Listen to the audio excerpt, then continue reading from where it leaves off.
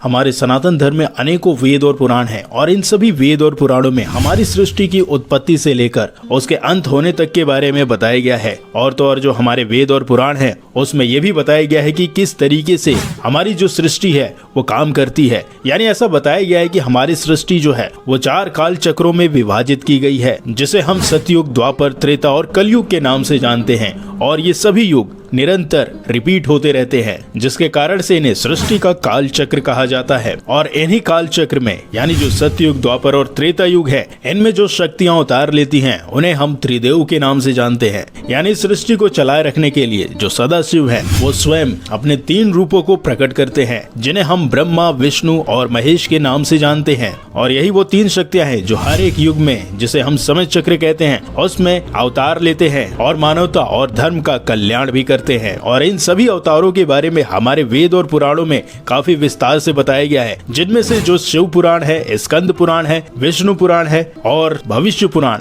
ये ऐसी पुस्तकें हैं जिसमें हमारे सृष्टि में जन्म लेने वाले भगवान के अवतारों की काफी गहनता से जानकारी मिलती है। ठीक इसी तरीके से एक और वेद है जिसे हम भविष्य पुराण के नाम से जानते हैं। उसमें ऐसा बताया गया है कि जब कलयुग चलेगा, यानी जो इस समय कलयुग चल रहा है, इसमें भगवान विष्णु का 10वां अवतार होगा, जिसे हम कल्कि अवतार के नाम से जानेंगे। और इस अवतार के बारे में ऐसा भी बताया गया है वेदों में कि यह अवतार भगवान विष्णु का अब तक का सबसे शक्तिशाली अवतार होगा, क्योंकि भगवान विष्णु का ये कल्कि अवतार अब तक के सभी राक्षसों में से सबसे खतरनाक कली राक्षस, जो समुद्र मंथन के दौरान भगवान शिव के विषपान करने के समय उसके ऊपर जब विष की कुछ बूंदें गिर गई थी, तब उसका जो भौतिक शरीर है वो नष्ट हो गया था। लेकिन जब अंतिम समय में अमृत गिरा तो उसका जो सूक्ष्म शरीर था वो अमर हो गया था। और फिर उसको ये वरदान भी मिला ईश्वर से कि वो चौथे युग के नाम से जाना जाएगा, जिसे कलयुग का नाम कहा जाएगा। और उसी कलयुग का अंत करने के लिए भगवान विष्णु अपना कल्कि अवतार लेंगे,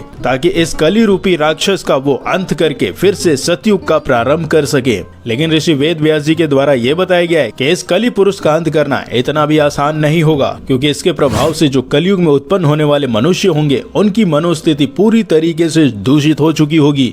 यानी वो धर्म के प्रति बिल्कुल भी आस्था नहीं रखेंगे और हमेशा अधर्म का कार्य करेंगे, जिसके कारण से जब कल्कि अवतार होगा तो भगवान कल्कि सबसे पहले दूषित हो चुके मनुष्यों के मन और व्यवहार को शुद्ध करेंगे, यानी जिसे हम आध्यात्मिक ज्ञान कहते हैं, उसको प्रकाशित करेंगे। तब जाकर कली रूपी नामक राक्षस का या कहे समय का अंत हो पाएगा। लेकिन इसका अंत करने के लिए भगवान कल्कि के पास आखिर कौन से वो 2 अस्त्र होंगे जिनके द्वारा वो कली पुरुष नामक भयंकर राक्षस का अंत कर पाएंगे? इसके बारे में जानने के लिए आपको इस वीडियो को पूरा अंत तक देखना पड़ेगा। तो चलिए फिर शुरू करते हैं।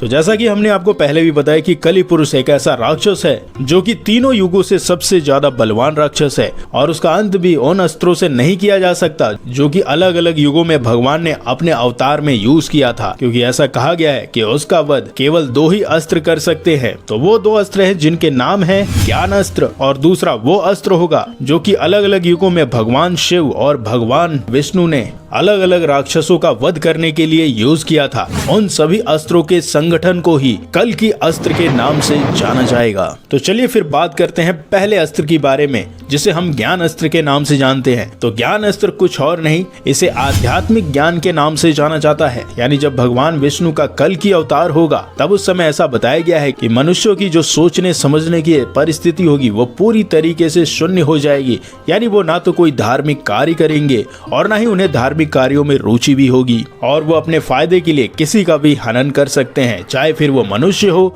या फिर प्रकृति ही क्यों ना हो, उन्हें उससे कोई फर्क नहीं पड़ेगा और वो अपने उद्देश्य की प्राप्ति के लिए कुछ भी कर सकते हैं। इसीलिए जब कल्कि अवतार होगा तो वो एक ऐसे ज्ञानी पुरुष होंगे कि उनके द्वारा बताए गए सतमार्ग पर जो भी चलेगा उस समय उसको परम शांति की अनुभूति होगी और उसका मन और हृदय परिवर्तित होता जाएगा, और धीरे धीरे वो धर्म की स्थापना करते जाएंगे, जिससे कि कल्कि का या फिर कहे काल का अस्तित्व डगमगाने लगेगा और उसको हराने में काफी ज्यादा सहयोग प्रदान होता जाएगा भगवान कल्कि को। तो ये तो बात रही ज्ञान अस्त्र की।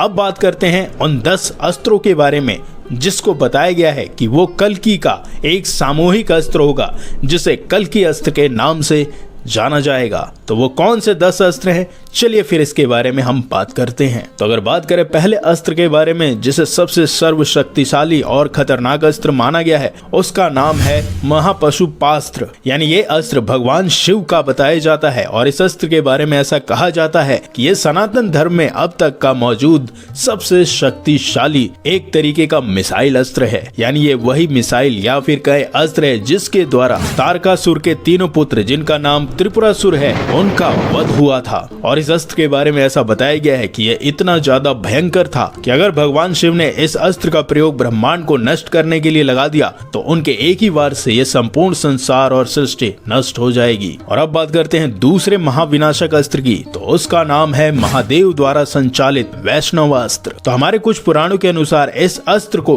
सबसे पुराना खगोलीय मिसाइल अस्त्र के रूप में जाना जाता है। यानी हमारे पुराणों में ऐसा बताया गया है कि जो भगवान शिव के अवतार थे जिसे हम महाकामेश्वर, महेश्वर, संभव और शैव नाम से जानते हैं, उन्होंने इस अस्त्र का प्रयोग करके अनेक राक्षसों का वध किया था। और अब बात करते हैं तीसरे अस्त्र के बारे में जिसे चंद्रहास के नाम से जाना जाता है। और इस चंद्रहास के बारे में ऐसा कहा जाता है कि ये महारुद्र यानी भगवान शिव के जो रुद्र अवतार था उनका ये अत्यंत शक्तिशाली तलवार रूपी अस्त्र के नाम से जाना जाता है। और आपको ये जानकर हैरानी होगी कि इस अस्त्र को भगवान शिव ने रावण को दिया था। यानी जब रावण भगवान शिव की अत्यंत घनघोर तपस्या कर रहा था तो उससे प्रसन्न होकर भगवान शिव ने उससे कहा कि रावण तुम मुझसे क्या वर मांगना चाहते हो। तब रावण ने भगवान शिव से ये कहा कि आप मुझे उस अस्त्र को दीजिए जो कि अब तक का सबसे शक्तिशाली अस्त्र है आपका।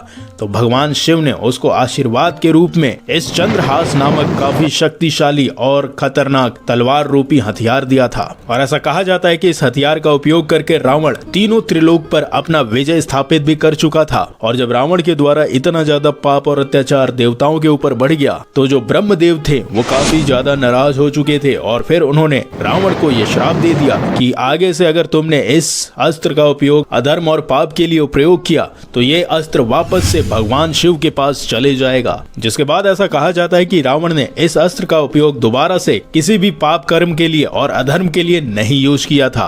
और अब बात करते हैं चौथे अस्त्र के बारे में जिसे हम ब्रह्मशिरा के नाम से जानते हैं। यानी इस अस्त्र के बारे में कहा जाता है कि इसका उपयोग महाभारत काल में हुआ था। और इस ब्रह्मशिरा नामक अस्त्र में इतनी ज्यादा शक्ति थी कि ये तीनों लोगों को झट से नष्ट भी कर सकता था। और ऐसा कहा जाता है कि महाभारत में इस अस्त्र का प्रयोग अर्जुन के द्वारा काफी बार किया भी गया था। इसी तरीके से पांचवें अस्त्र की बात करें तो उसे हम परशु के नाम से जानते हैं। और ये अस्त्र भगवान शिव का ही अस्त्र है जिसे भगवान शिव ने स्वयं परशुराम को दिया था। और ये दिखने में एक तरीके से कुल्हाड़ी जैसा है लेकिन इसकी भी शक्ति अचूक है। और हमारे कई पुराणों में ऐसा बताया गया है कि इस अस्त्र का प्रयोग परशुराम जी ने कम से कम 21 बार क्षत्रियों को मारने के लिए किया था। और अब बात करते हैं छठे अस्त्र के बारे में जिसे हम ब्रह्मदत्त के नाम से जानते हैं। और इस अस्त्र को स्वयं भगवान ब्रह्मदेव ने बनाया था। और इसी अस्त्र का प्रयोग भगवान राम ने रावण के अटूट और शक्तिशाली कवच को भेदने के लिए किया था। और एक तरीके से रावण का जो भी अभिमान था उसको पूरी तरीके से ध्वस्त कर दिया था। और अगर बात करें सातवें अस्त्र की तो उसका नाम है ब्रह्मास्त्र। और हम सभी जानते हैं कि ब्रह्मास्त्र भगवान ब्रह्म जी का अस्त्र है। और इस अस्त्र के बारे में ऐसा कहते हैं कि इसे देवताओं का अब तक का सबसे घातक और खतरनाक अस्त्र के रूप में भी जाना जाता है क्योंकि इस अस्त्र को रोकने की क्षमता किसी में नहीं होती है। और इस अस्त्र के मात्र प्रयोग करने से ही संपूर्ण सृष्टि का अंत हो सकता है। यानी ये अस्त्र पूरी तरीके से परमाणु बम के समान माना गया है क्योंकि इस अस्त्र के चलाने के बाद रेडिएशन इतना ज्यादा निकलता है कि वहाँ पर मौजूद कोई भी जीव हो वो पूरी तरीके से समाप्त हो जाता है। और आठवां अस्त्र है जिसे हम तमास्त्र के नाम से जानते हैं। और ये तमास्त्र ब्रह्मा जी के द्वारा ही बनाया गया एक और अस्त्र है जिसका उपयोग रावण ने किया था। यानी जब भगवान राम और रावण के बीच युद्ध हो रहा था तब रावण ने इस अस्त्र का प्रयोग करके भगवान राम की जो वानर सेना थी उसको पूरी तरीके से क्षतिग्रस्त कर दिया था। इसी तरीके से नवा अस्त्र आता है जिसे ब्रह्म शक्ति और शिव शक्ति के नाम से जाना जाता है। और ये जो अस्त्र है ये भगवान ब्रह्म का ही अस्त्र है जिसे भगवान ब्रह्म ने जो रावण के परदादा थे उनको आशीर्वाद के रूप में दिया था। और बाद में ये अस्त्र रावण के परदादा ने रावण को दे दिया था जिसका उपयोग करके ऐसा कहा जाता है कि रावण ने लक्ष्मण को काफी गंभीर रूप से घायल कर दिया था। और अब बात करते हैं उस आखिरी अस्त्र के बारे में जिसे हम वज्र अस्त्र के नाम से जानते हैं।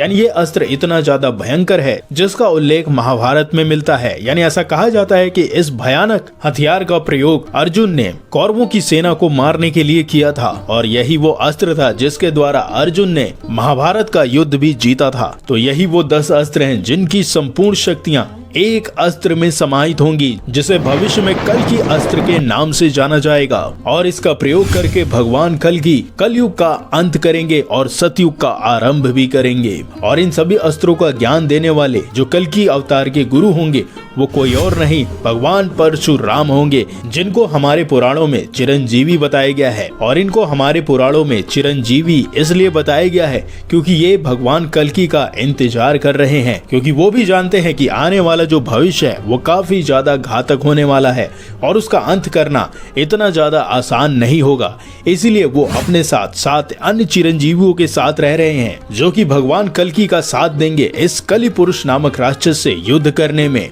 तो अगर आपको ये जानकारी अच्छी लगी तो इस वीडियो को अधिकतर लोगों के साथ शेयर करिएगा। फिर मिलते हैं किसी दूसरे टॉपिक के साथ, तब तक के लिए नमस्कार।